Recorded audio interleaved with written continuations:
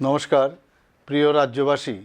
দেশভক্তির ভাবনাকে সুদৃঢ় করতে সারা দেশের সাথে আমাদের রাজ্যেও হর ঘর তিরঙ্গা কর্মসূচি উদযাপনের উদ্যোগ নেওয়া হয়েছে।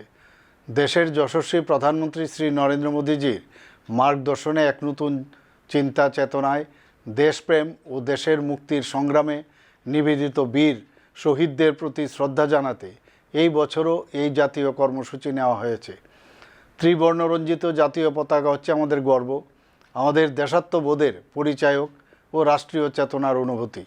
আমাদের প্রত্যেক নাগরিকের কর্তব্য হলো জাতীয় পতাকার মর্যাদা ও সম্মান রক্ষা করা।